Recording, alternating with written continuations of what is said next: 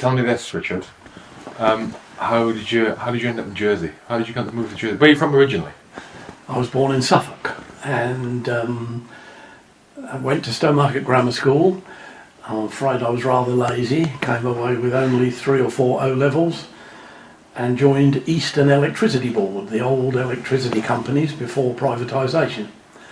Served an apprenticeship as an electrician. Yeah.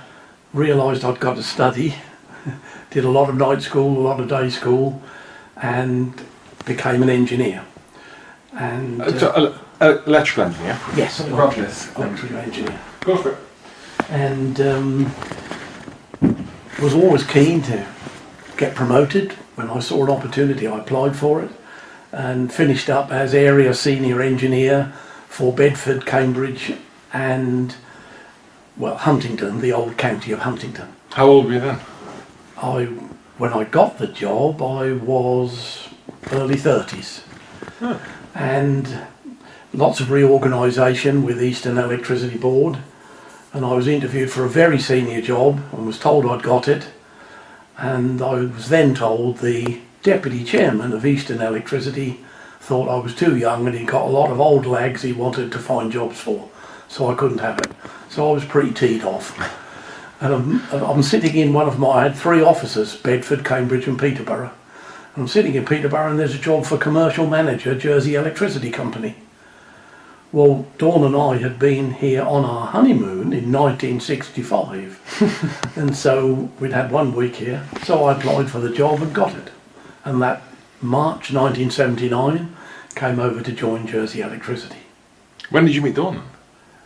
I was 1962-3. Goodness me. She always thinks we met at the Ipswich Jazz Club, but that's not true. We met at the Savoy Ballroom in Ipswich, which was the classic dance hall that you'd have in a... Does she accept that fact now, or not? I think so, yes. I have with my girlfriend, we have a disagreement about how we met. In my head, so I met her in a pub in Warwick where she was working, but we both had partners at the time. This is where I first met her, and so we didn't get together. But in my head, I went to the bar for a pint and she recognised me off the TV, off a documentary. But apparently that's not the case. I must have invented. I'm sure it's the case. I must have invented. That's why I would like to think. Oh, I recognise it on the TV. It didn't happen. No, it didn't happen. When did you get married? We got married on the 14th of August 1965. Flipping heck. So we're 53 years in now. 53 years. Wow. Does marriage get harder? Do you have more arguments or less arguments than as an averaging up or down? I suppose more, because Dawn is now so much stronger and more dynamic, and I think that's because of the charity, right? Than she used to be. She was always very agreeable to anything, but now she has an opinion and she'll tell you. Is that because of the emotional investment in it, in the charity? Emotional investment. That's an interesting description. She certainly used to be upset with the hero guests that we were meeting. Obviously injured. What do you mean, upset? Upset because they were so badly injured. Oh, okay. All right. Okay. I mean, we're not military, and this didn't come as a shock, but it certainly came as a fairly important point when we met our wonderful guests. To experience what they've been through and were going through and having to deal with in life, you mean? Yes. And of course, PTSD, right now, we have 300 guests a year with Holidays for Heroes Jersey, and obviously they're not all personnel. Let's say 100, 120, plus 120 partners, plus children. But of those personnel, 70% now have PTSD as listed as their injuries. Of the people you've helped? Yes. 70%? Yeah. In the first early years, we would have blindness, deafness, amputees, and so on. I'm not saying they were 70%, but it was probably 50-50, but the pendulum has swung away from physical injury into mental injury. Yeah, I don't. We discussed this before. Sorry, not we ever discussed it. I've discussed it before. Touched on it, and it's with the increase in with the more knowledge of PTSD sufferers, whether it's that people who are getting PTSD the numbers are going up, or the number of diagnoses is the same, and actually historically has always been that it's always been, I don't know, let's hypothesize 80% or let's say 50% of people who experience wartime scenarios, yes, will get PTSD. Just as a figure, and let's say that's always been 50%. And it's still 50% now. It's just that we're more aware of it, and so there are more diagnoses of it.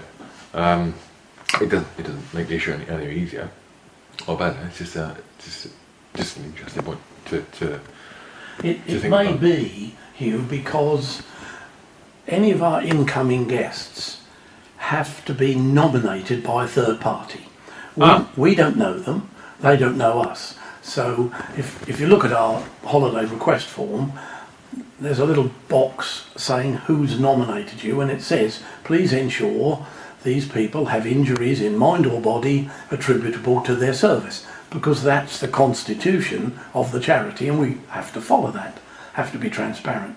And combat stress nominate a lot of people. That may mean that's why we get 70% with PTSD. I see.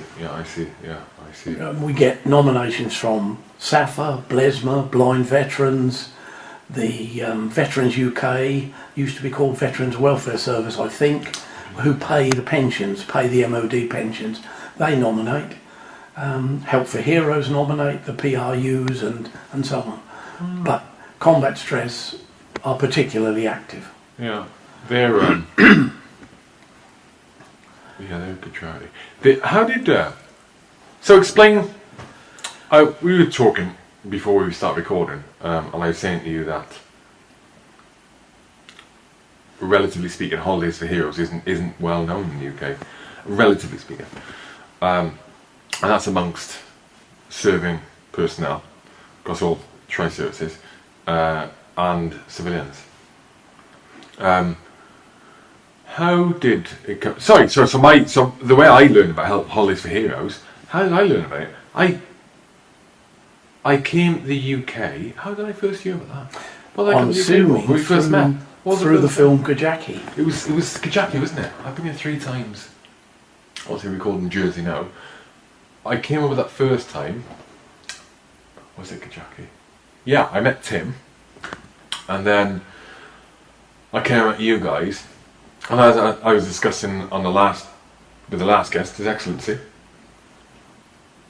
One of the things that bowls me over at the island, and I'm trying to understand it, is how heavy the support for the military is. It just does not. I can't understand it. Why is it so positive in terms of of 100 people here? I would argue 99 of them, they are flat out support the military. When you've got a small Royal Engineer unit here, and it's not, We've said this many times. I mean, we're 10 years old this year, the charity, and we have raised and spent £1.75 million, of which 80% comes from Jersey, to more than 2,500 guests. And we say to ourselves, we don't think it would be as successful anywhere else in the UK as it is here. I agree. Because of the point you just made. Our only thought is 5 years of Nazi occupation, and many Allied soldiers died liberating Jersey. And they say a Jerseyman, and this is a compliment, a true Jerseyman has a memory like an elephant. He never forgets. And even though many of those people may have passed away, of that generation who were here during the occupation, their sons and their sons and daughters and so on will be told. And Liberation Day, May the 9th, that was the day in 1945 when the surrender took place, it's a bank holiday here, and there's a huge service. What date is it, sorry? May the 9th, 1945, the Allied, a destroyer came in and the Germans surrendered. And it's very big, and rightly so. It was 5 very, very tough years, to the point of starvation, of course. D-Day, June the 6th, 1944, within a month, nobody could get supplies here. The Germans couldn't get supplies, and the islanders couldn't, because France was then in the hand of the Allies, and they were too busy, obviously driving the German forces back, and the island was literally left on its own. How did they get by? Well, a bit of ingenuity, literally eating off the beach, things that you wouldn't normally eat, limpets and things like that, and growing what they could. And again, I mean this nicely, I believe cats and dogs were unsafe. Yeah. And but they got through, and Christmas 44, the Red Cross ship, the SS Vega, arrived with food parcels, about as big as a shoebox, perhaps a little bigger. They're all on display in the Jersey War Tunnels fabulous museum, and they were distributed by the German forces absolutely fairly. They didn't take them. There was one for each family, and I believe it contained food and tinned food, mostly from Canada and New Zealand. I don't understand why, but they talk That's about... as part as you can get, isn't it? They talk about the Red Cross ship. That Yeah. was pretty important, and that got them through Christmas. Just brought them one box. I believe that Yeah. I should know, but I think there was a second Red Cross ship, but it would still be only one box with some coffee and some tinned food and things like that. And they soldiered on then, because remember, all forms of communication were banned. No radios in Jersey. No one was allowed from within the first year of German occupation back in 1940. All radios had to be handed in, and so they didn't know what was going on unless, and some did of course, built their own cat's whisker radio. Cat's whisker? Yes, that's... Oh, you're too young. Thank you. Well, I mean, I was brought up to know that you... Don't ask me why it's called a cat's whisker. We can both research it afterwards. But you can build your own little radio. And should we Google it? Sadly, yes. Sadly, Go on. if people knew you'd got a radio and they tipped off the Germans to get, and it did happen, a very small number, they would then possibly be sent to internment camps in France. Not like the large ones in Poland and East Germany, but they were shipped off. Why, you may know, you may not know, why were the, would it be that the Germans seemed then more lenient with the way they handled prisoners here on Jersey? Well, yes, other places, or maybe not. I don't know. Why? No, they say that when they arrived in 1940, they were told, and if you think back how desperate the UK was in 1940, at times even some politicians were negotiating a surrender before Winston Churchill led the country. Oh yes, the foreign minister, Lord Halifax, was actively wanting to negotiate terms with Hitler.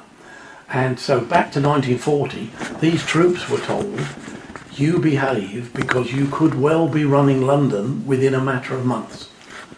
And so they were here, and apparently what they all wanted to do was have their photograph taken next to a British bobby policeman with a tall hat. And these photographs were shipped back to Germany and became propaganda. In a big, big way. Did they take Guernsey as well then? Of course, all the Channel Islands. All of them? And Alderney. Alderney, because that's virtually in the English Channel. See, Hitler wanted the Channel Fortress. And literally, you go to Norway, you've got gun emplacements and defences just like we've got here, all the way down the European coast, including us. So the Germans built these? The gun emplacements here in Jersey, the Germans built those? Yes, well, with slave labour, yes. I didn't know that. Why didn't we build them? Before the... Oh, no, well... I mean, that's... Because you're expendable. Well, not you, Jersey was expendable. I mean, I don't think anyone thought France would fall in a matter of weeks. And then they swept across France, then there was no safe way to get out. So some people got out, but many stayed. And the Atlantic Wall, Hitler wanted an impregnable Atlantic Wall, and Alderney was completely evacuated. There was nobody left, nobody lived through it, only the German troops and the slave workers, and a great many Russian slave workers died building the defences, and there is a memorial to them in Russian Alderney. slave workers? Sorry? Russian slave workers at Russian, Alderney? yes, Russian. Why were the Russians? Well, I've been trying to catch up on that recently. I mean, in the early days, people were employed and paid to build them, and they brought in French workers who were paid. But then as they needed more and more people to build more quickly, they were then bringing in Spanish, Polish, Russian slave workers. How big's Orkney? Alderney is... Okay, Alderney even, sorry. I was thinking the shipping forecast then. Yeah, Alderney's tiny, 4 miles by 2, something like that. What's Jersey? Jersey is 8 miles by 5. Oh, is it? I thought it was 4. Guernsey, what about Guernsey? Guernsey's about 6 by... It's 2/3 the size. And Sark is proper. So Sark is half a mile by a mile. Yes, it's... Or something like that. Please don't quote me. And no cars. No cars in Sark. Just tractors, yes. Wealthy people have executive tractors with cabs and radios in them. Do they? Apparently. Allegedly. Why would you want a car in Orkney? Not Orkney, Sark. On Sark. Orkney. Orkney. Ever since you mentioned Alderney, I've had the shipping forecast in my head where they mention all the islands. Yes. Yeah, that's interesting. And so, but I mean, many people were shipped, and I think some went to, huge numbers went to Glasgow from Alderney, and huge numbers went to somewhere in the Midlands, to a particular town. They were sort of dumped there. And then you got Alderney people coming back with Scottish accents because they'd spent 5 years as young people. Some bizarre accents come there. Was it you saying yesterday that, I think it was you saying yesterday when you very kindly picked me up from the airport, that the accent here, the native Jersey accent, is apparently a bit like the Rhodesian accent. Yes, and there's no good me trying to. My only favourite phrase is, and forgive me Jersey people if you ever listen to this, it's, "What you doing, eh? You've come down here and taken our houses, eh?" Etc, etc. It's got that South African ring to it. But yes, and my favourite man, an elderly guy who just cut my hedges. He's got all these fabulous machines with long extendable cutters. If you phone him up, he's a true blue Jerseyman, because they say if your name begins with D or L here, and then you're obviously from the French. Ah, right, okay. And his begins with D, and his telephone message is just amazing. You can hardly understand it. What, because the accent? Yes, you know, it's all A. You wanted me, A? I'm not in A, but if you leave a message, A, I'll get back to you, A. I'll have to, you have to give me his number, won't you? Yeah, I'll tell him to switch his answering machine on. We could do it here this morning. Definitely that.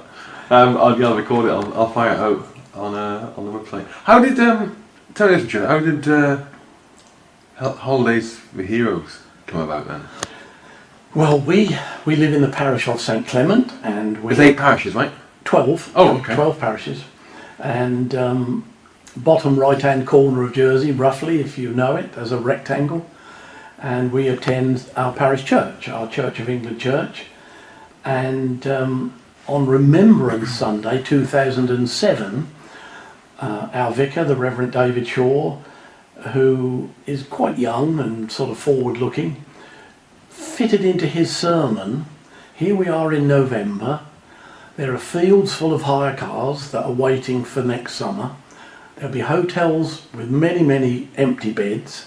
I wonder why a holiday island like us cannot provide holidays for injured personnel returning from Iraq and Afghanistan.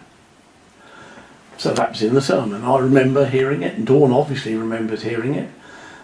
Come January, February time, she said, I can't get that out of my mind. Shall we take 2 injured guys in our spare bedrooms? Both of our sons had moved on, got married, and give them a holiday. And our boys who still lived in Jersey then can take them to the pub. And so we said, okay, let's do it. So you then start investigating, forming a charity, and I always remember getting a charity bank account. It's really quite tricky, especially when you're new and nobody knows you.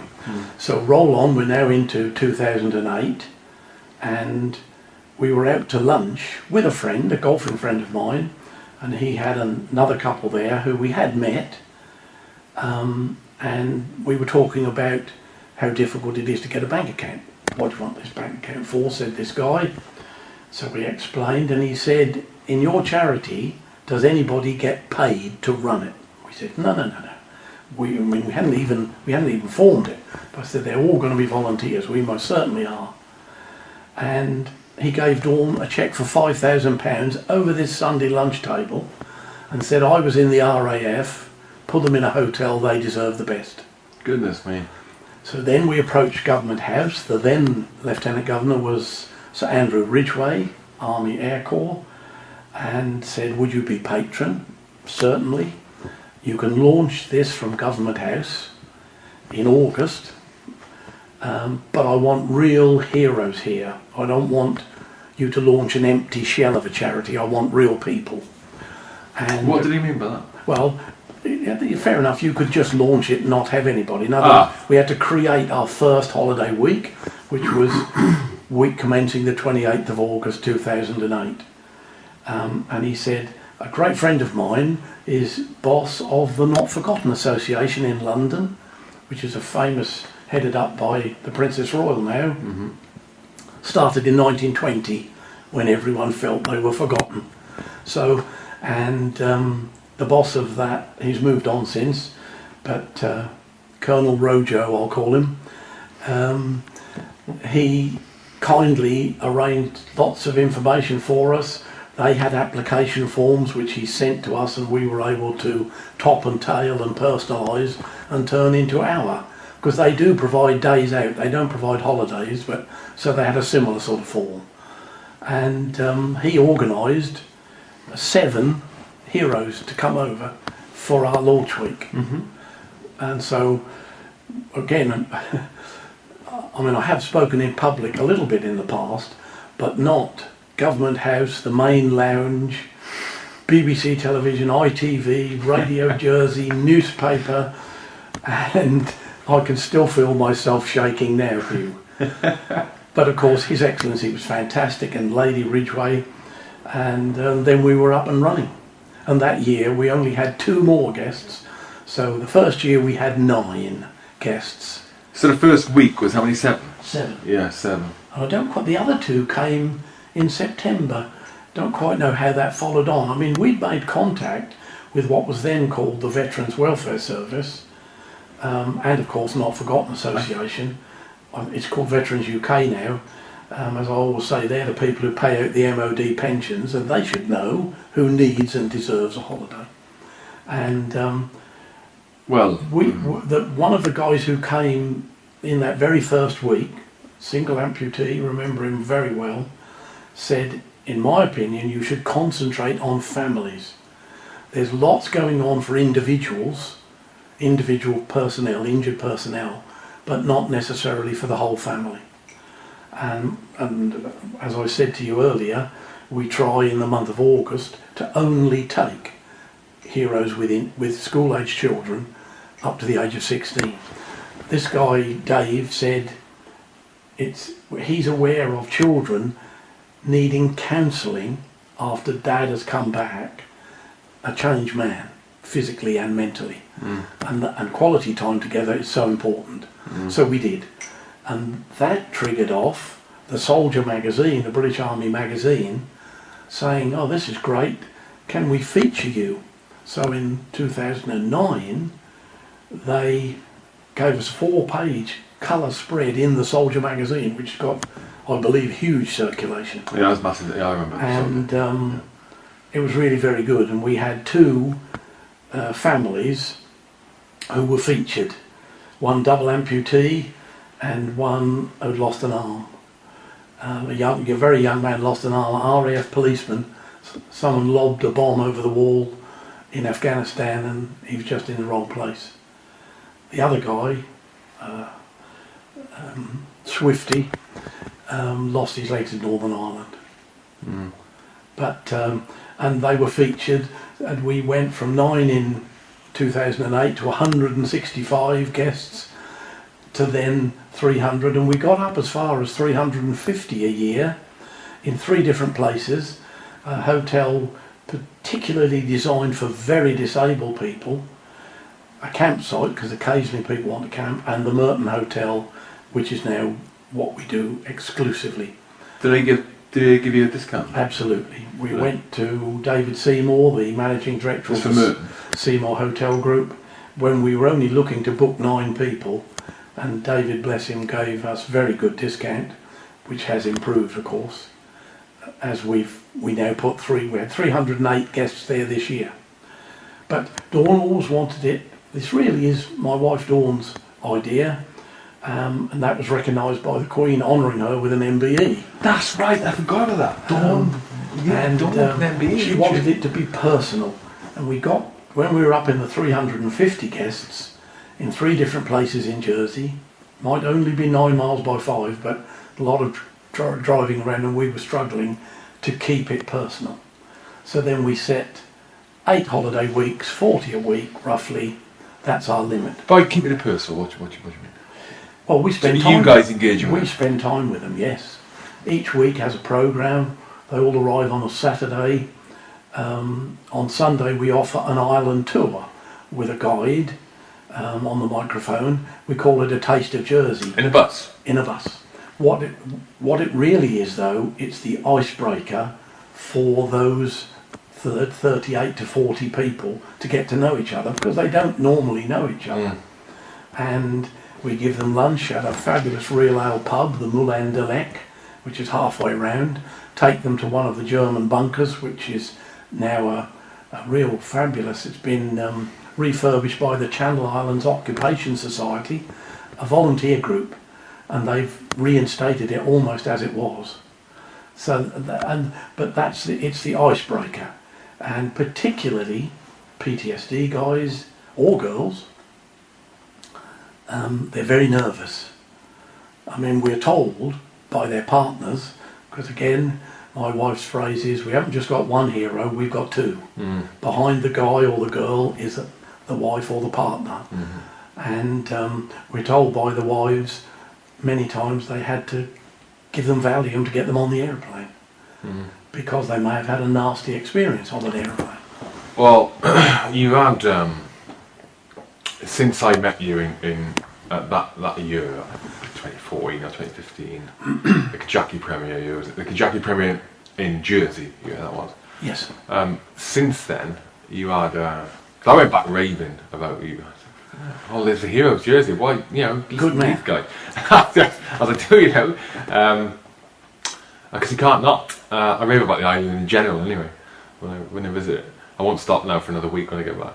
But I went back, and then over the next couple of years, I know you've had at least 2 of my friends over. That's not down to me, but they would have come to know it through Help the Heroes, or one of them is heavily involved with Bless Me. You know the guys. I'm not going to mention them, but No. they came over, and they raved about it. Not raved about it. They found it a really, really good, positive experience. Now, those 2 guys I'm thinking of, one of them is just it's like me or you in life, and the other guy is quite reserved. and he's always been like that. I remember before the incident where he got his injuries, he was like that before. We were close friends, and I know that it would have been it surprised me actually when I heard that he'd come over and done a holiday for Heroes View, because I struggled getting him to flipping London for a reunion kind of thing. You know, I struggled getting him out of his hometown. It's a pain in the arse because I have to go to him every time to check in. So when he came over, I thought, flipping heck, that's really surprised me. And he came over with his family, I think. He did, yes. And he had an amazing time. Now I'm thinking now of I had a guest on called Kate England, and you were talking about there's two heroes to the there's always an extra hero behind the person actually served. Yes. And Kate England came on over one of my guests, and she's the wife of a guy who suffers with acute PTSD. And she came on to just to talk about it, her experiences. An amazing, well, as you would expect, amazingly strong woman. The stuff that she and her kids they go through on a daily basis is horrendous. Is horrendous. I wouldn't wish it on anyone. But her husband, that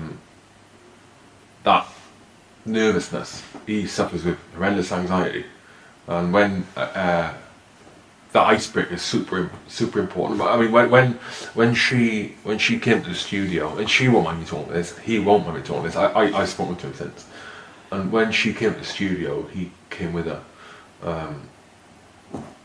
He wasn't going to come on the show, but he came with her, and because she didn't want to leave him on his own, and he didn't want to not be without her, kind of thing. And when they turned up in the car, and she phoned me on the way actually and said, texted me on the day and said, is that alright if I bring my husband? And I thought, oh God, it's going to be a nightmare. Not because the thought of having her in the studio and then recording with him sitting there as well, puts a whole different spin on it. Maybe she'll be guarded in what she's saying, maybe she won't be so open. Yeah. So I thought, yeah, of course it's fine. I wasn't going to say no, you know. But they turned up in the car and I went out to meet them, and he wouldn't get in the car. You know, I leant in and said, oh, how are you? You know, nice to meet you. Shook hands. He wouldn't get in the car. Bear in mind, when that recording happens, is in total it's about a 2-hour process. He sat in the car for the whole time. He wouldn't come to the studio, and the reason being, according to her, I don't know, he would know better. You know, was that he didn't feel comfortable coming to the studio because he didn't know me.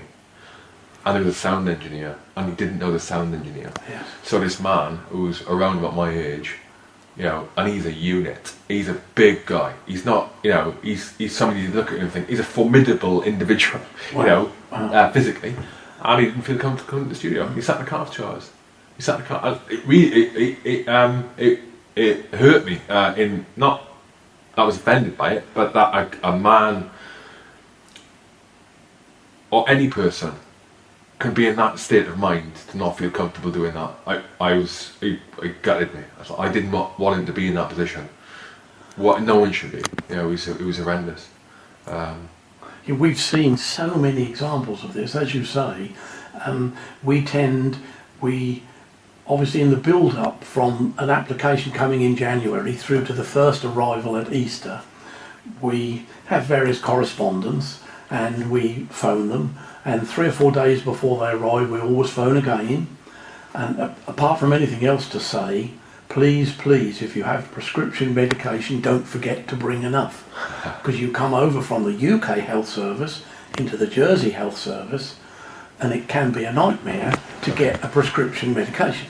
Luckily, our own doctor's practice has volunteered to see any of our guests during normal working hours, free of charge. In Jersey, if you were over on holiday, you went to a GP, it can be £50–55, but they will see them for nothing. What, just to see them? Yes, to have consultation. That's the way. No, sorry, we pay as well in Jersey, £40, but it works well. So if you want to go to the doctor now, Richard, you have to pay £40. Correct. And it might be a little more if it's a more complex consultation. But that's just the way it works. The doctors are like, hospital's free, all of the hospital service is free. Right. We actually like it. Everyone's treated the same. Unless you're on benefits because you're desperately poor, then that would be free. But everyone's the same. But it's fantastic. You get an appointment, no, I won't say when you want, but virtually when you want. It works well. I wouldn't change it.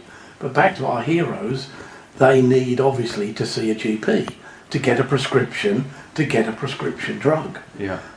But that's been set up, and it's rather like the Seymour Group with the hotels. After 2 or 3 years, they fitted wet room ensuite bathrooms in 3 places within the Merton Hotel because they didn't have any. So we had amputees who were struggling with a conventional ensuite bathroom, and David, bless him, built 3 for us, and of course they're like hen's teeth, very popular. I remember you telling me about this actually. They're so popular now, and they're held for our weeks. We call them our bathrooms. They're not really, but I mean, back to these PTSD guys. I mean, the hotel, very big dining room. Many of our guys have to sit with their back to the wall. They can't have someone coming up behind them unexpectedly, the PTSD sufferers. And so the way the hotel has laid out this giant dining room, 300 bed hotel, so there could be 600 or 700 guests in the dining room. We have a special corner with a long wall where our guests, if they need to, they don't all need to, they can have their back to the wall. There's things that we've learned. We're not medical and we didn't understand, but you very quickly do. Yeah. Like when we phoned 2 or 3 days, our last week this year was the week of Jersey's air display, 2nd week in September, and I phoned this single guy coming from Scotland. We encourage them to bring a carer, a partner, a friend, and we'll pay, because particularly with PTSD, it is quite a traumatic trip. No, he didn't want to, and we said, well, on Sunday we've got the Ireland tour. I'm not sure I can face that on a coach closed in. He said, I don't think I'll come. But bless him, and this is where the camaraderie, and you're a military man, the camaraderie of the other 40 people is almost like combat stress. It's helping them. They talk to each other, they can relax and swap stories. And this guy came on the coach, and I remember shaking his hand at the end of the trip and saying, thank you very much. You know, it's been tough for you, I'm sure.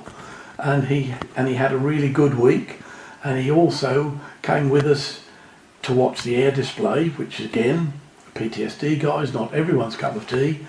But before that, the Red Arrows treat our guests like royalty.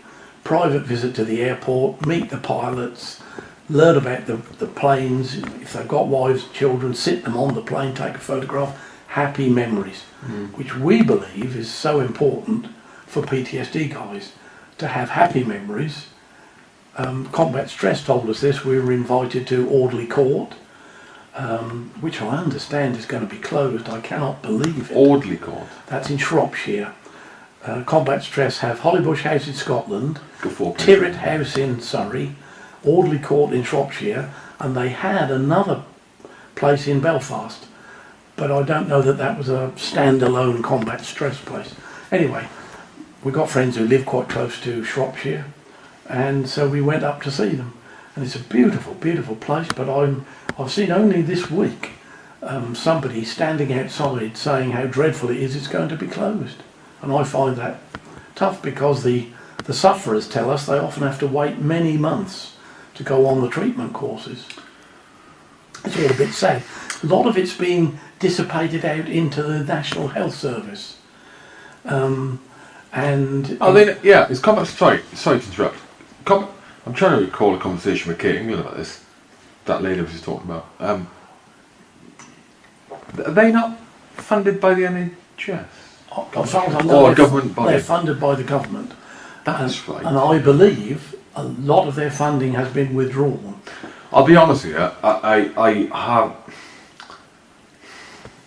My experience of them has not been direct. But from the people I know I've dealt with them, it's not been the greatest experience.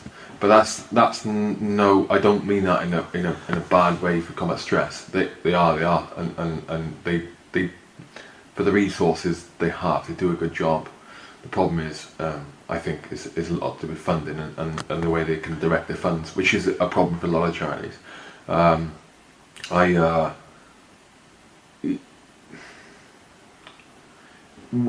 When people are open to, when people who struggle with issues, when they make that acknowledgement to themselves that like they need to go and get help.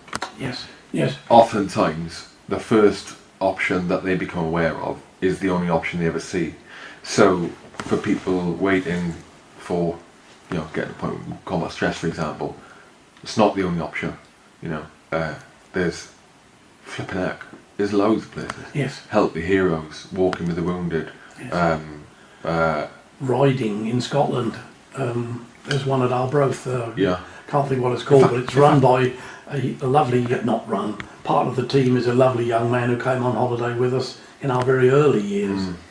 But yes, and Rock to Recovery. Rock to Recovery, yeah. They're coming out. I got one of them coming on the podcast. Right. We funded their first visit to Jersey, and they've made contact with the Jersey Joint Services Veterans Association. Obviously, people we know, one of whom is the landlord of the Dog and Sausage Pub, helped to get this off the ground, because Jersey just was not being swept up within the combat stress offers. PTSD sufferers living in Jersey just didn't seem to get picked up, and the two guys who, well, come on, Jamie and Jason. I mean, they're everywhere on television, and they would want it to what's be Jamie still in? Jamie Sanderson. James Sanderson and Jason Fox. Foxy, yeah. We funded Jamie and his wife to come over on a holiday, and then he explained what he did, and we then brought him and half a dozen other guys over on a sort of male-only trip, and he's now coming and treating many people in Jersey, which is excellent. But back to the point you're making, of all of our heroes, many of them praise combat stress highly, and many of them criticise, sort of half and half. You get it with every charity. But we've never heard a bad word about Rock to Recover, and we've had some very serious guys this year who were in a lot of trouble here, I'm afraid, hitting the bottle, and we've said to them, do you know Rock to Recovery? We'll put you in touch, and we've had some very, very thankful replies saying they're helping us. Sorry, I want to clarify something for people listening or watching, and that's the reason I mentioned that I know of people having a bad experience of combat stress is not to highlight, to not say that combat stress are bad. They are a good organisation. It's to highlight the point that if you have a bad experience without the fault of someone else or yourself or you, for whatever reason, there are other options. That's the only reason. Explain Rock to Recovery. Explain what Rock to Recovery do. In a nutshell, one sentence. They offer psychological help, like combat stress, but on a very personal level. I believe they will actually go to the veterans' home. And I know Jamie is an ex-Royal Marine, perhaps Jason is too, but I don't know that. And they've got a lot of experience, and I know the Royal Marine Association have sponsored them in a big way. Yeah. But I think it's very, because it's personal, and you're not going to Tirrit House, Hollybush House, Audley Court. I think it's in your own home, which must be key. Yeah, that's amazing. But I don't know. But I'm just, the point I talked about happy memories, when we were given the tour of Audley Court, the manager, I said, how do you help these people? Tell us, how do you do it? Because you have a 2-week course and a 6-week course. And he said, well, they have very, very black memories, and they will overcome them and swamp them. And we try and teach them to store away happy memories. And what you do in Jersey is give them lots of little happy memories. and we find that is useful. So we took that as a great honour. Mm-hmm. So back to sitting on the wing of a Red Arrow, being, see, Jersey people, you touched on it earlier, and you can't buy tickets for this. We give everyone a t-shirt, and it's quite dramatic, black with gold lettering, and it's like a passport when they're here. And we've had guys come back. Holidays for Heroes. Yes. We've had guys come back to the hotel and said, somebody just stopped me in the street, shook my hand and thanked me for everything I've done for Queen and Country.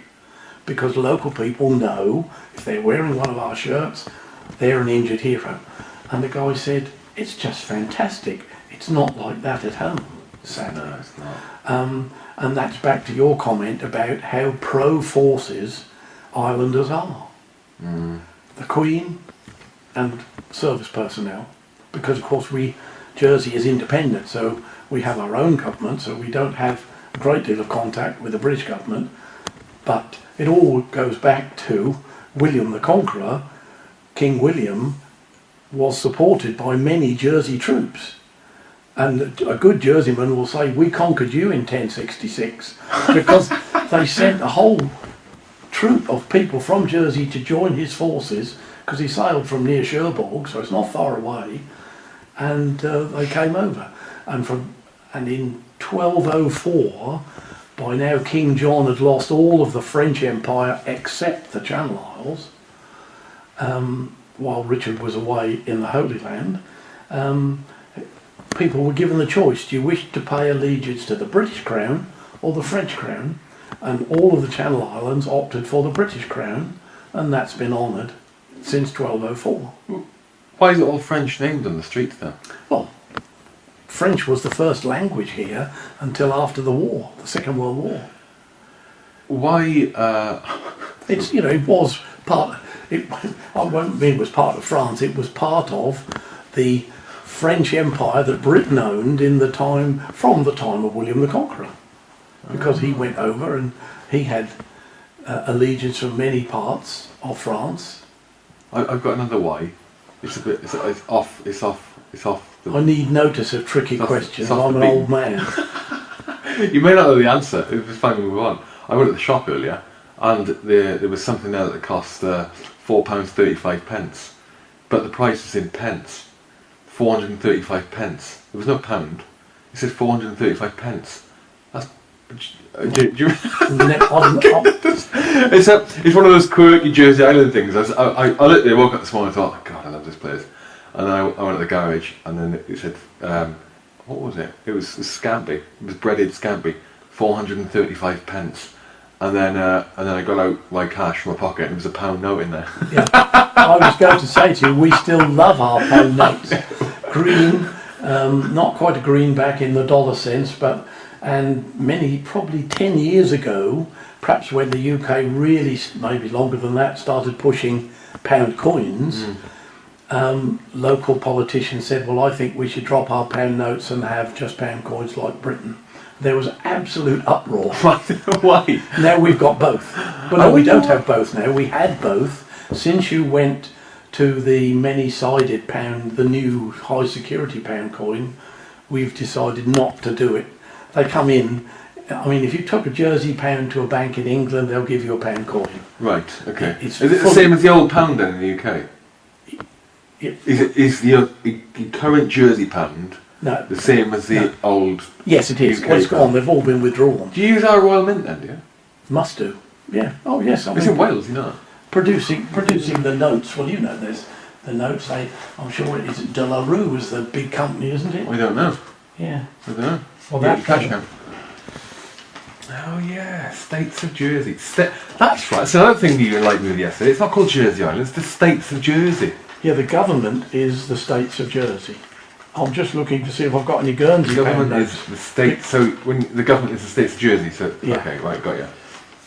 Okay. And so when you're a member of our Parliament, you are called a States member, and you have senators, deputies, and constables. Each parish has a constable. 12 parishes. 12 parishes. So there are 12 constables in the States, in the Parliament. And they are elected officials, aren't they?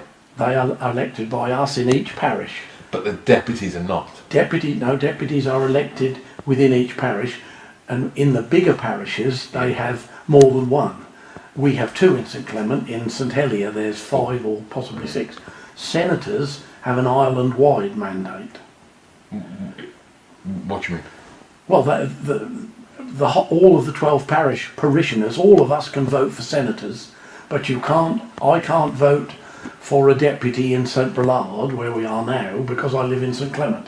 I can only vote. There were 5 people stood for 2 deputy vacancies we just recently had an election. What power have the senators got? Or they just No, they're no different. It is amazing. They're no different, no more powerful than deputies or constables. Very strange, that. So what power have they got then in general? Well, they're a member of Parliament. They would then be Minister of Health, Finance Minister. We don't call them Chancellor of the Exchequer, Finance Minister, Environment Minister. They would have a ministerial role.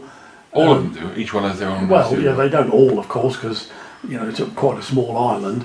We have scrutiny panels of ministers who watch what's going on with the ministries. We were reorganised 10, 15 years ago, and because we don't have party politics, although there's a little bit this year called the Jersey Democratic Party, which is a left-wing party, and there's about 4 or 5. See, we've got 53 members of Parliament. Think about it, 9 miles by 5, 120,000 people, 53 MPs. I know you live in Warwick, you probably have 1 MP who's for your patch, your county even, I don't know. So MPs, states members, are 10 a penny here. You meet them in the street all the time. But they're all independent, and they get paid a relatively small salary, about 40,000 I think it is. What is Jersey more right-leaning or left-leaning, would you say? I would say Jersey is centre-right. Oh, no, it doesn't surprise me actually. Doesn't surprise me. But you do this the latest. We've had an all-Ireland general election on the same day for the first time ever. What do you mean on this? What do you mean? Well, all of the politicians stood down, like in Great Britain, and we had a general election to vote, not to vote for a party, to vote for the 52 or 53. We've lost a senator recently, but don't worry. To vote for all of the state's members on one day. Oh, so everyone stands down before that election? Yes. I didn't know that. Yes. I didn't know that. Ah. We had a new chief minister. We don't have a prime minister, we have a chief minister. Senator Ian Gorst had been chief minister for the 2 previous blocks of 4 years, and a new chief minister was voted in, John Lafondre, at that time. Ian Gorst is a true Jersey Islander. Fondre. Absolutely. Lafondre. I'm learning.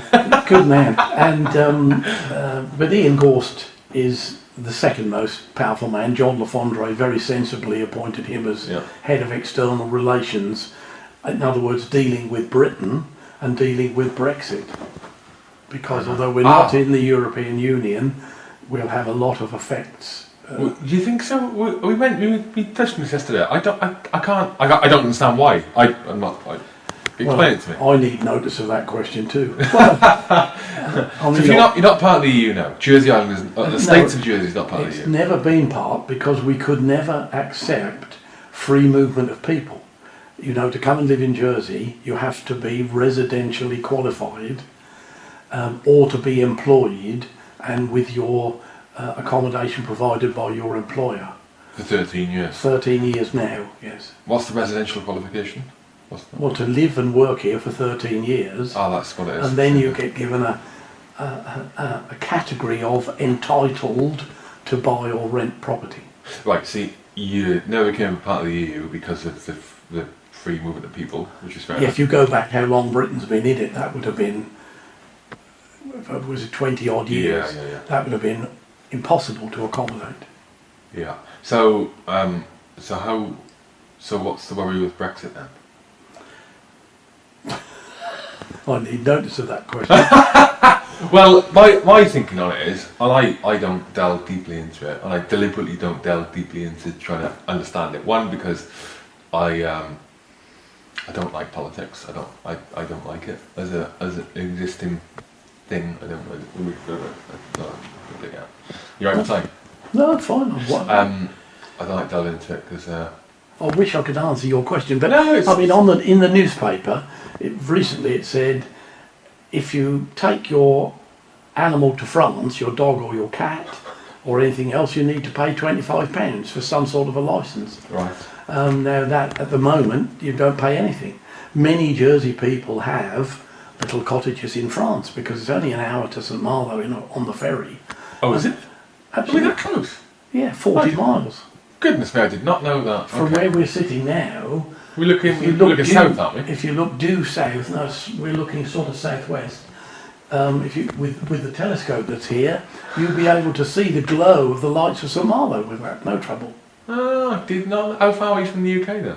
120. So we're closer to France than the UK. Absolutely. Well, from the east coast of Jersey, it's 14 miles to France.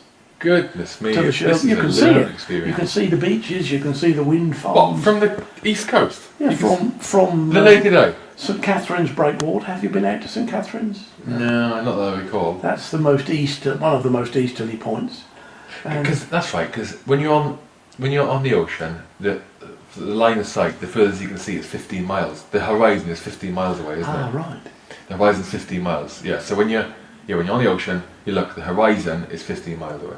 Oh, that's interesting. So when you see the mast of a ship coming over the horizon, you've seen it break at 15 miles. Right. Well, they all say, and I have seen it, Alderney, I think, is 20 miles, and on a perfect day, in perfect conditions, you can just see a lump on the horizon, and I have seen it once or twice. There you go. Only that in 40 years here, because it has to be absolutely crystal clear. How far away is Sark? Roughly. Well, Guernsey and Sark are... dear, I didn't notice that question. Roughly. What, a mile? Well, no, 8 5? miles, 7 or 8 miles. His 10 Excellency miles. yesterday was saying that someone was raising money for RBL and they swam to Sark. Yes. Mental. Well, of course, the Jersey has the third highest rise and fall of tide in the world, can be 44 feet difference between high tide and low So tide. 12 metres, 15 metres? And yes, and that means the island actually doubles in size at the lowest of the low tide because it goes out so far. But that means that the tidal currents are dramatic here, and to swim to Sark must be tough. Yeah. You've got tides that are running at 4 and 5 knots, but you couldn't swim against it. That's fast, isn't it? That is rapid, isn't it? And there's a famous, between Alderney and the Cherbourg Peninsula, it's called the Alderney Race. The tide absolutely barrels up and down through there. And it's quite, I don't mean dangerous, but sailors, yachtsmen need to know what they're doing. I remember when we were flying in yesterday, and what I've flown past, there was an island that I flew past on the We way. probably flew over Guernsey. Ah, okay, it was Guernsey, it was large. It wasn't Sark, it was Guernsey. You do often fly over Alderney. Alderney's got a massive breakwater. Well, there was a beach, a really nice beach on the west side. We passed it on the west. On the west side. Yeah, well, that would have been Guernsey. Okay, so it's Guernsey. But I remember flying over, and then between Guernsey and here, there was, when you think you're in the middle of the ocean, where you think you are, and there was rocky outcrops. I thought, flipping heck, must be shallow down there, like proper shallow. You wouldn't think it was there. Yeah. I don't think it's shallow. There are some big... I mean, the north coast of Jersey is volcanic. Roselle Bay, which is one It looked like volcanic rock, to be honest. It did look like volcanic rock. is the rim of a very old volcano.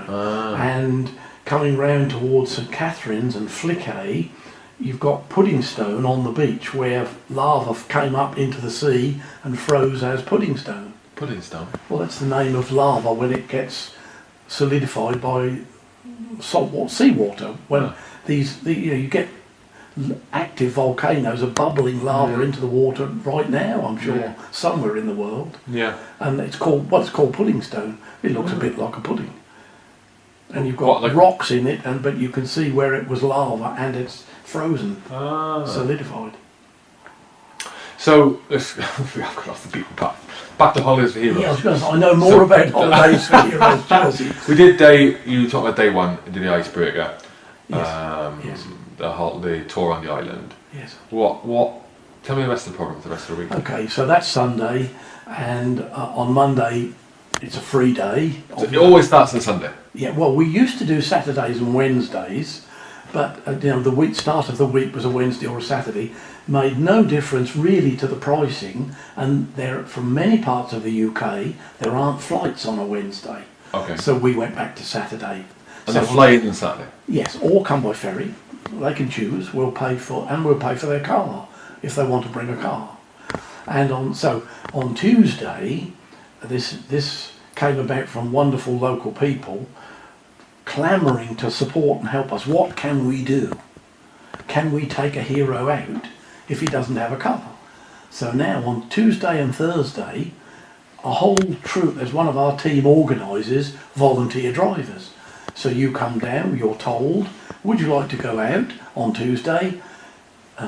Fred Bloggs will come in with his car, you tell him where you want to go. Do you want to go to a beach? Do you want to go to Jersey war tunnels, which are left over from the occupation? Very famous. Do you want to go to the vineyard? Do you want to go to a castle? This man is at your service, or woman, for the rest of the day. And they absolutely can't believe it. So they've got free trips. But just a random person. Well, not random. They've come to us and said, we want to do something. What can we do? And I can't remember how the idea of drivers, our driver man, who's a former Royal Marine, one of our committee, organises 40 drivers. They don't all come in because they can't always do it. But he'll say to the incoming hero guests, do you want a driver on Tuesday and Thursday? So Tuesdays and Thursdays, they go out. We have arranged free entry with all major tourist attractions, or we pay if they can't. The Jersey Zoo, which is very popular, the late Gerald Durrell. I think I went there as a child, Big in orangutans and gorillas and so on. They're a charity too, and they're tough. So in our early days, they gave us free entry, and it's quite expensive, £12 or something to go in. So as we grew stronger and stronger, we said, would you like us to pay to Lee Durrell, Gerald's widow? And she said, oh yes please. So that we do pay for that, but all of the others are free as a donation from the attraction. There's a Tamba Park, which is for children, fabulous thing, lots of things to do, and the owner of that, free entry to our members. We issue them with it's a compliment slip, and they're all printed off. You've got free entry into the following. And I think for you would call it the National Trust, we call it the Société Jersey, the Jersey Society. It's half price because they too are like a charity. But they're all these little gestures. Nigel Mansell lives here. Does he? Oh, has been for some time. And his son, one of his sons now, is the agent for Mitsubishi and some other, in other words, they've got a garage, but Nigel has created the Mansell experience, where he's brought many of his cars, and there's fabulous display above the garage where they sell and service cars. Where's this? Well, it's on the inner. Is it this side of the island? It's on the inner road. I talked to you about the inner road. Yeah, well, I don't know whether it's open. Big F1 fan, Richard. I'm a big F1 fan. Oh well. You could go tomorrow morning without a shadow of a doubt. I'm on the flight. Oh God. Well, I could have done It's that. alright. No, it's alright. Anyway, so well, again, they often give free entry. Sometimes they charge half price. They say they have to be careful because all the schools, everybody would want to get in for nothing, and it's called the Mansell Collection, and it's fabulous. There's a lift, and if Nigel is there, bless him, he'll greet our heroes again back to our shirt that's like a passport. He'll come out and greet them like a long lost brother. He's very good. He must be, what's his age now? He's got 50, I don't know. 60, 50, 60. Well, he's got, yeah, Must be, yeah. he's a brilliant golfer, I can tell you. Oh, is he? Plays off about 2. And yeah, so that's Tuesday and Thursday. On Wednesday, You've got the Suffolk accent coming out there, I heard it. did you? Tuesday. Oh, yeah, on Holdy. That's a Norfolk accent. On Wednesday, we arrange a day of well-being treatment. The female wives and partners go to natural therapies, and they bring in extra therapists, and they'll give them massage and Reiki, and this all started with combat stress, Right. telling us Indian head massage is very good for PTSD sufferers. So Dawn knows the owner of Natural Therapies, famous lady Michelle, and she said, well, we can do that. And they do it for a token payment from us, that's all. So the ladies go in the morning and the men go in the afternoon, and they have real heavy, on this moment, guys, if you're listening, elbow in the middle of the back and releasing tense muscles. So they have if they want, they always get a letter, look, this is what's on offer free, but it's your holiday. If you want to lay on the beach for a week, lay on the beach. And that's very popular, very popular. Wednesday evening, the Bikers of Jersey, they are just fantastic supporters. They came up with the idea. I wonder if anyone would like a ride on the back of a Harley Kawasaki. So at 7 o'clock on a Wednesday night, 40 bikes will come and park outside the Merton Hotel. Do go to the Holidays for Heroes Jersey Facebook page. There's photographs in profusion. I'll put a link on this. And the first people out there are the girls. They're there before the men, I tell you. They can't wait What does that say? to get on the back of the bike and get their arms around this big hairy biker. There are many clubs in Jersey. There's obviously the Hogs, the Harley owners, and there's the Jersey Motorcycle Club.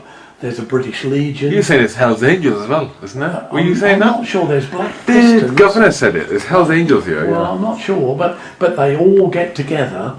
There's the blue there, policemen, prison officers, customs officers. That's another motorcycle club. But they all join forces and come in on a Wednesday evening to give them a ride. And it's the most popular event of the week. But once a year, I mean, you'll be aware of the ride to the wall, the ride to the Arboretum. Not to be outdone, the Jersey bikers go from the east coast, St Catherine's Breakwater, through to the west coast, St Juan's Bay. This coming year, it's Sunday, May the 26th. 1,100 bikers all pay at least £5 to do it, and they generate in excess of £10,000 for us every year on that day. Amazing. And people line the route. I mean, it can take 20 minutes to go past, so we're always conscious we might inconvenience people, but with support of the honorary police force in each parish that they pass through, and the States of Jersey Police, it takes place, and people line the route, and we try and place buckets collectors because they want to donate money. It's fantastic. Amazing. So now we're through to Thursday. That's Thursday, yeah. And then Friday's a free day. Well, Thursday they go out wherever they want to go. If it's Battle of Flowers, which is always on a Thursday, or Air Display, which is always on a Thursday, we get them tickets. Again, the Battle of Flowers Association, which is run by volunteers, they will give us tickets for the heroes, and we buy tickets for the families. And they sit in pole position right at road level, because they don't like to be in tiered seating like in a football ground, because they build tiered seating because it might be too much for a PTSD guy. They sit perfectly on the footpath seats, and they can literally step over a low wall into a park, the lower park, where the flower display is. I showed you a photograph of where the lovely parish of St Helier did a floral display to celebrate our 10 years. And so they sit there. This year we did put an open top bus in the battle parade, and everybody joined us, even the one guy, the single man I spoke of, that was his week, even he who didn't think he'd be brave enough to go on a coach tour, came down and joined the coach to join the battle. And by Thursday, we regularly see guys' lines will lose, they're relaxing, and they are honestly, and I'm not trying to be bragging here, they're a different person by Friday. And their wives will say, we've just spent a week with the man we married and we haven't seen him for years and years. Because he relaxed in the company of other personnel. That's the point. The veterans help each other. There's two things. Yeah, it's amazing. It's amazing. I've heard from you before, and I've read about similar things where the partner, male or female, have been overwhelmed by the change in their serving personnel or veteran partner with it. The positive change. There's a lot to be said for the impact that simple things, experiences that we forget these days to go and do, like outdoors. The outdoors is a massive one. Just being in the outdoors. James, for example, Kate England's husband, he feels most comfortable when he's outdoors. When he's out in the, that's it. There's nothing around. That could be for a multitude of reasons. There's an organisation, a previous guest actually, a guy called Nick Goldsmith, was next Bootneck, and he set up an organisation called a company called Hidden Valley Bushcraft, outdoors doing fieldcraft stuff. And part of that, funny that you mentioned Rock to Recovery, he does it for civilians come down, companies can come down and do a couple of days, team building and all that, but he also does for veterans because it helps him, he's a PTSD sufferer, it helps him being outdoors, that's where he feels most comfortable, and he recognises that can help other people, so he brings them in, he brings veterans on, and he's now partnered with Rock to Recovery, it's funny you mentioned them, and Rock to Recovery now, I think this is public knowledge, if it's not, sorry Nick, if it's already happened, but Rock to Recovery will go to events, I don't know if it's all of them or selected ones, and they will be there as that psychological expert, therapist, counsellor, somebody you can go and shoot, go and talk to there if you want to. So, as I understand it, you go on to Hidden Valley Bushcraft, you can do whatever your fieldcraft stuff that Nick is teaching, and veterans getting together, connecting, enjoying that feeling again, and having and maybe for people who aren't that open to going and getting and feeling comfortable with counselling, bollocks, bad language, therapy is for the weak. That attitude. I'm not saying that's the case, but that attitude, which a lot of people have, which is the wrong attitude to have. But I understand how it comes about. But that therapy is there, the option's there, and you mix it with other people who have maybe been down that road. We've been to Help for Heroes Tedworth House. We're invited to be a tour there. It's in Tidworth, in the old army country. It was a huge army place. There was a huge army house where they bought a lot of country houses after the war, and it got vacated and let go to rack and ruin, and Help for Heroes pay £1 a year, and they've spent £9 million on creating the most amazing facility with swimming pools and fitness, and within the gardens there's a forest within the grounds, and they do that outdoor bit there. They take them out and they can do a bit of wood chopping. But the interesting thing is, the converse of that here is we get wives telling us their men don't go out at all. They stay shut in, and the fact that he's spent a week out here, they go home so much more positive. We just hope it lasts. Yeah, it's, use the phrase icebreaker, it's breaking down that barrier of they don't want to experience people. They don't want to experience people. No.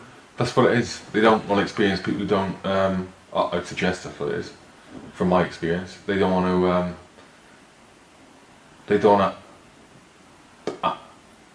be involved in the conversations, they'll be asked questions that may make them feel uncomfortable. Well, that's the thing. We never ask. We obviously know it's declared on the form their injury that's attributable to their service. We know that. We never ask any questions at all. If they want to tell us, it's up to them. We find they spend a day with this driver who looks after them all day. They'll tell him or her things they've not told us, but that's fine. If they're comfortable with them, that's fine, isn't it? And then on a Friday, to finish, they have a free day on a Friday. We always go and dine with them on a Friday, last night, and we try and take a group photograph of everybody within the Merton Hotel. There's this beautiful staircase where I can climb to the top of it and get a shot to send it to all of them, so they have another happy memory. And what we do there is we invite sometimes our drivers, sometimes the bikers. When we have Haslar Royal Marines over, bless them, now called Haslar Naval Services Recovery Centre, they will often leave a lot of free dinners in a kitty in the hotel. So we use those dinners to bring in guests every Friday. So you might have spent all day on Tuesday with a driver, and he'll come in and spend the evening with you as a final goodbye, which they love, absolutely love it. And they want to bring their wives, these drivers, and they'll pay for their wives to join them on the last night dinner. And we buy all the drinks. I mean, we talked about finance earlier. 308 guests this year will cost, I think it's £228,000. Now, some years ago, we were approached by a famous local lady who started hospice fundraising. Jersey Hospice is fantastic here, very big. I think it needs millions a year to keep going, 5 or 6 million, but it's huge here. And she worked for them for many, many years and then retired and then couldn't retire. And she came to us and said, "Can I help you with fundraising?" And we said, "Oh yes, please." Now we do have a committee. We have an honorary treasurer, honorary secretary, and 6 other volunteers, like the bootneck, you say, who runs our drivers and so on. And so Jane said, she hadn't been with us 5 minutes doing car boots, "You need a shop." So I said, "Yeah." And she went out and found this old tourism building called Chateau Plaisir, House of Pleasure, that was doing woolen, yeah, not that sort of a house of pleasure, doing woolens and jewellery and things, and it was a club, like a dance, a nightclub, and that shut down. And the building was empty. It was bought by developers who were battling with the planning department to build houses on it. And she approached them and they gave it to us for 2 years while they battled to get planning permission. And Jane generated 120,000 a year for 2 years. Goodness me. Yeah, almost £250,000. How did you manage that? Well, because the shop, everyone, just the stuff we were being donated. Lady McColl, the previous governor's wife, General McColl's wife, said it was fantastic. She'd have official guests at Government House and she'd take them to our charity shop. It was massive. It was a huge place.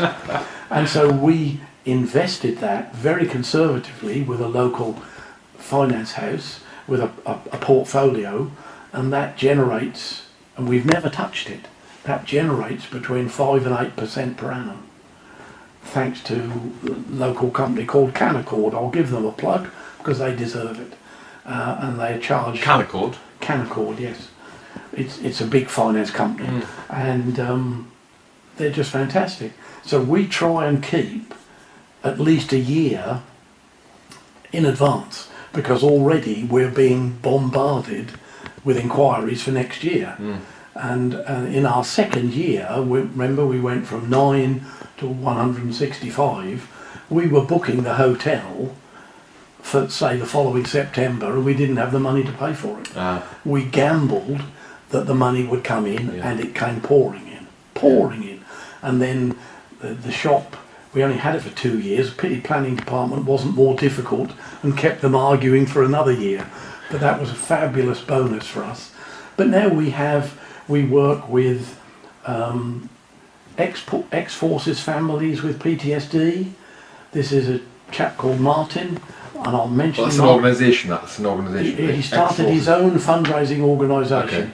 Iraq won, PTSD himself still works, but created this fundraising organisation, tried to give it to another major military charity as long as they promised to give the family a holiday, and they wouldn't. And they said, why don't you phone Richard and Dawn at Holidays for Heroes Jersey? And so over the phone, he now donates $5,000 a year as long as we spend it on families, PTSD suffering holidays, which of course we can do easily, because I told you 70%. We have a similar relationship with the Rotary Club of Colchester, and guess who's in Colchester? The Parachute Regiment. They came to us through a local para-general. Who was that? Bill Cornock, Lieutenant General Bill Cornock. Oh, yeah. He's a good age, even older than I am, I think. Sorry, Bill. And he knew the president of the Rotary Club of Colchester. They now raise up to $10,000 a year as long as we use that money on injured paras having holidays, which is easy to do because there's plenty of, and they nominate these very paras. And the two guys you spoke of earlier, who we won't name, both came funded by the Rotary Club of Colchester. I didn't. And one of the things they ask them to do is to be a guest at a Rotary dinner and speak if they feel like speaking. Oh, those guys? Oh, the people who go, okay. Yeah, the ones who've had a holiday go and speak about the experience they've had. We went back and did a presentation to them, PowerPoint presentation, with a couple, with a para who'd been on holiday with us, and his wife, I think, was a policewoman. And they were there that night, and they spoke as well. And I'll tell you what, the whole place was crying about how stressed they were and how they were looking to part. And it all came back together during their week in Jersey. And honestly, I mean, the Rotarians' wives were crying, and I was close, I'll tell you, most emotional. So those two guys, every year we know we've got at least 10,000 from one, 5,000 from another coming in, but the bulk of the money is local. It's astounding. The finance industry here is massive, and consequently they have a lot of big money, but we get bequests, we get these, they have charitable trusts that have to give the profits away if there are no living beneficiaries, and that's big time. Big time. Oh, I didn't know that. I mean, to generate 228,000 each year takes a bit of doing.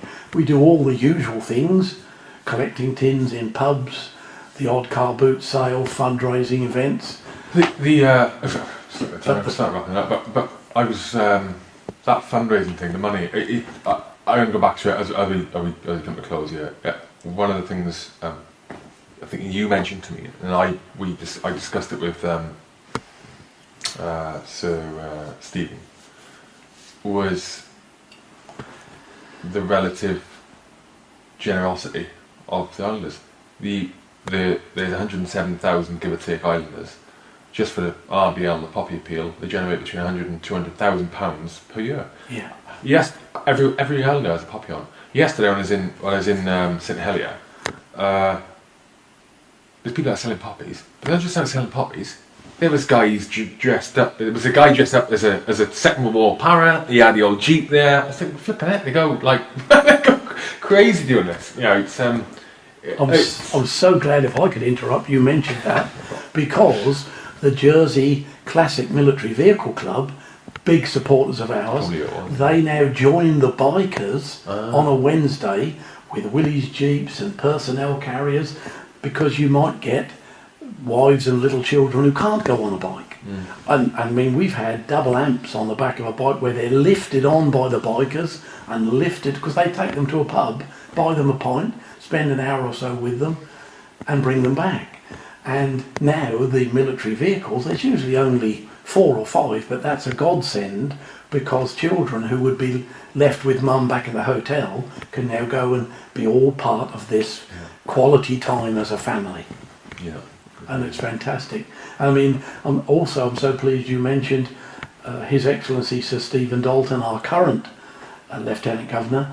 We've had huge support. He's our 3rd governor in our 10-year life. and the support we get from Government House is just fantastic. What a nice guy, by the way. What a nice guy. Nice We've guy. had Sir Andrew Ridgway, Sir John McColl, and now Sir Stephen Dalton, and the wives, Lady Dalton is fantastic. They will come each year, the governors, and spend an hour or so with our guests, have a drink before dinner. They don't join them for dinner in the hotel, but we lay on a private room in the hotel, and they'll come down and have a drink with them and circulate and make them feel important. And that's back to going home with happy memories, positive thoughts. Yeah, it's fast becoming my most favourite place on the planet, Jersey Island. How do people get hold? How do people find out more about Holidays for Heroes, Richard? Well, we have a website called, if you just type in Holidays for Heroes Jersey, you'll find it. It's got a posh address, www.holesforhjersey.org.je. Don't bother, type in Holidays for Heroes Jersey. We have a Facebook page under the same heading. That won't tell you about the holidays, but you'll see some of the wonderful, warm responses we get from guys when they get home. We get wives saying what I said earlier, we've just had a fabulous week and I've got a new man, and isn't that wonderful? Amazing. It's our job satisfaction. Now, as I said, we're not military. We've learned an awful lot about physical and mental injury simply by being with these people, because we personally take them to the wellbeing days, we personally go on a coach tour, we dine with them, we then let the local people, because I want to thank Islanders for spontaneous welcome to people they don't know, but it's down to our quite outstanding t-shirt. T-shirts are supplied free of charge, local organisation called Magic Touch, and they give a t-shirt for every free hero, and we buy polo shirts we now give, because they do like them with collars, they can wear them in places that won't accept a t-shirt. We do t-shirts for the children, but the husband and wife, or wife and husband, partner, get polo shirts, but the heroes get given one and we buy the others, because we've had examples of, I don't know, you may want to end, but I just want, there's so many people. You carry on. You carry on. I'm conscious of your time. That's all. No, we had a family came in. Just the little boy had got a t-shirt on that day, and they went into Pizza Hut in town. The manager came over and said, "Are you with Holidays for Heroes?" And they said, "Yes." He said, "Lunch is on me." Oh my goodness, man. And they come back to the hotel. We had a family went out to Elizabeth Castle, where Sir Walter Raleigh lived when he was Lieutenant Governor of Jersey. Previous governor, yeah. I saw his name on the board yesterday. And they went out and ordered tea. And the tea came with one of those great big multi-decked things of cakes. And they said, "We didn't order any cakes." And they said, "You've got a Holidays for Heroes Jersey t-shirt on. Cakes are on us." And people come back quite emotional. Yeah. We had someone went into and I've never heard, this is a new organisation, Cath Kidston. They do pyjamas and fancy things, and this little girl wanted a set of special pyjamas. Gift, Cath Kidston. We're allowed to give something every week, and this is what we're giving this week. And I hesitate to mention Paras and Royal Marines. Why do you hesitate? No, we've had strapping big Paras come back quite emotional because of the spontaneity. So Islanders, thank you.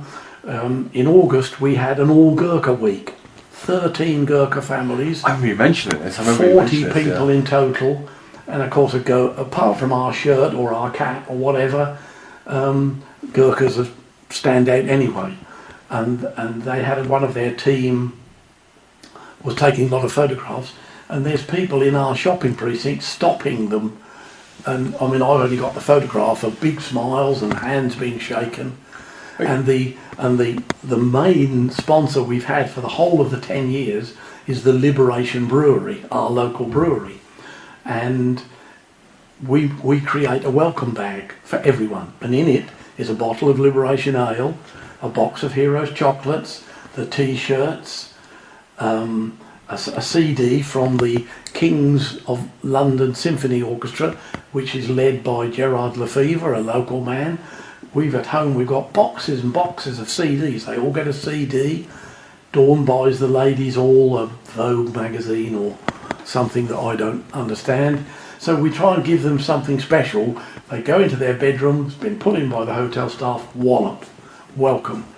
Now the brewery launched Heroes Ale the week of the Gurkhas, almost exactly the 10th anniversary, August the 28th.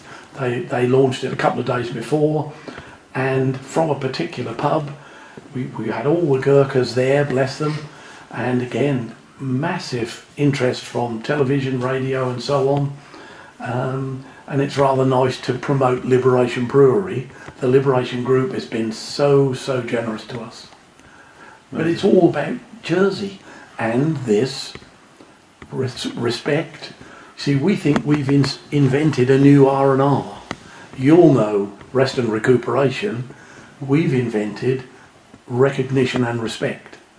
And that's thanks to Jersey people and what little we do as a charity. It's amazing. I can't. I don't express it more. It's amazing what you do. And again, going back to Jersey, for those who haven't experienced that recognition and respect that Jersey gives the armed forces, it does knock you to six. Which is why I harp on about it. It's the first thing I say. It's that you wouldn't believe the support.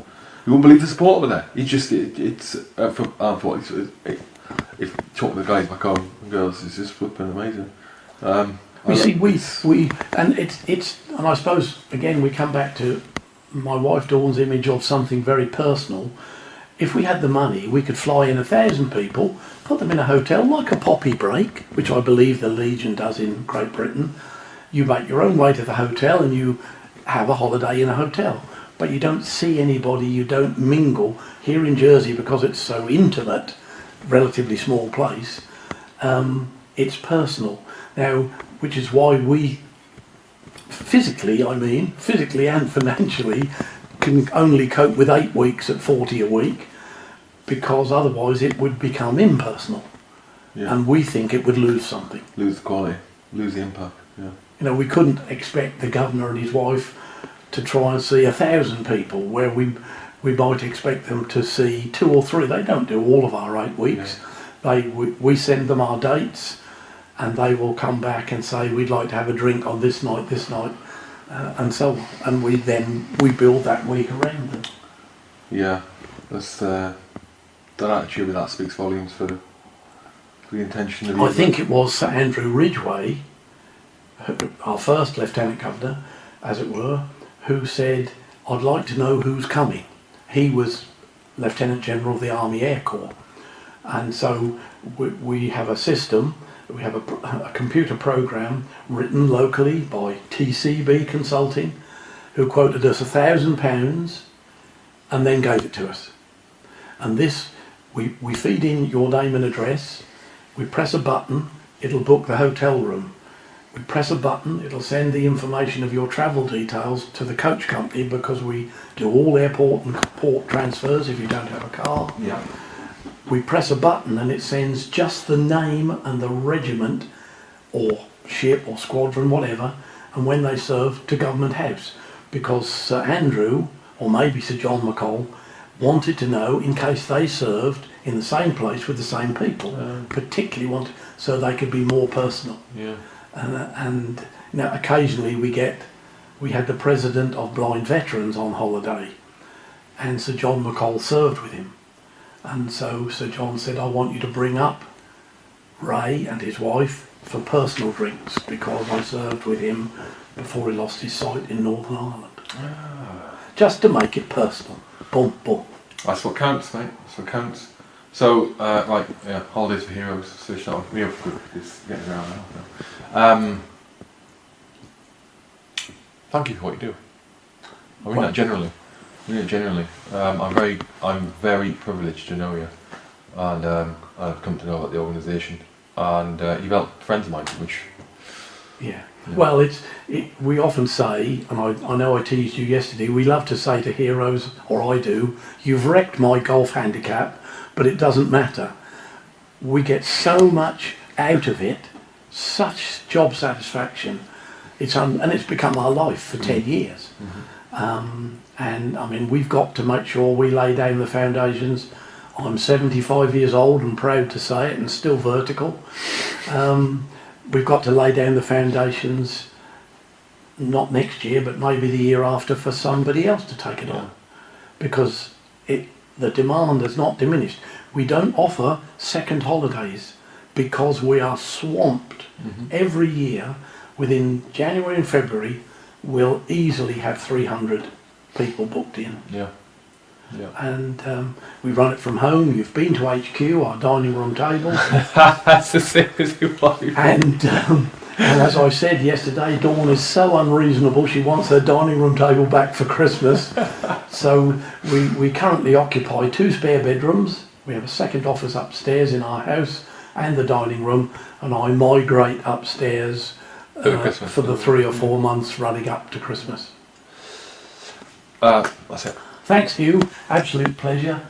I'm shaking your hand. For people who can't. Oh, you perhaps can see.